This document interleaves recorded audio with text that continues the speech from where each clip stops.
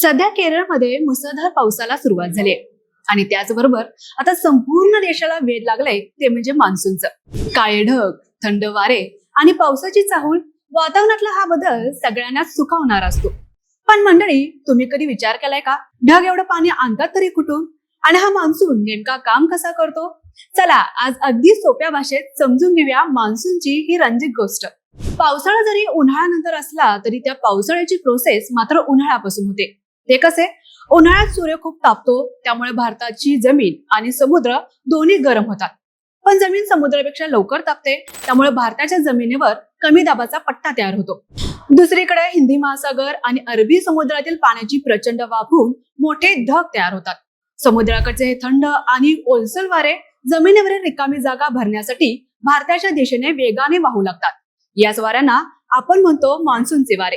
मान्सूनची पहिली एंट्री अंदमान निकोबार बेटांजवळ होते. साधारण मे महिन्याच्या तिसऱ्या आठवड्यात तिथे पाऊस सुरू होतो. तिथून हे ढग पुढे बंगालच्या उपसागरातून आणि अरबी समुद्रातून भारताच्या मुख्य भूमीकडे सरकतात. यानंतर मान्सून दोन भागांमध्ये विभागला जातो. पहिला भाग हा अरबी समुद्रातून येते, त्यानंतर हा भाग केरळमध्ये पोहोचतो. त्यामुळं सर्वात आधी भारतात पावसाची खरी सुरुवात होते ते म्हणजे केरळमधून. केरळ समुद्राच्या अगदी जवळ असल्यामुळं समुद्रातून येणारे पावसाचे ढग सर्वात आधी तिथेच धडकतात. त्यानंतर हा मान्सून कर्नाटक, गोवा, महाराष्ट्र आणि गुजरातकडे जातो. मान्सूनचा दुसरा भाग बंगालच्या उपसागरातून येतो.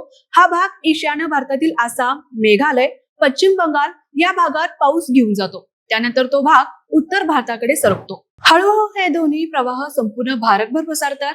दिल्ली, उत्तर प्रदेश, पंजाब, हरियाणा, मध्य प्रदेश अशा भागांमध्येही पाऊस सुरू होतो आणि शेवटी मान्सून राजस्थानच्या पश्चिम भागापर्यंत पोहोचतो, कारण तो भाग भारतातील सर्वात कोरड्या भागांपैकी एक आहे.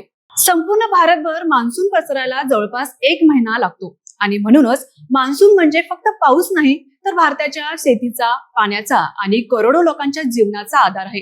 पाणी नसतं तर शेती नसती, झाडं नसती आणि कदाचित जीवनही नसतं.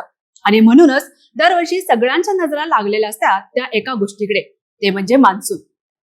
तुम्हाला मान्सूनची ही गोष्ट कशी वाटली आम्हाला कमेंट्स मध्ये नक्की सांगा. अशाच नवनवीन माहितीसाठी तरुण भारत कोल्हापूर पाहायला विसरू नका.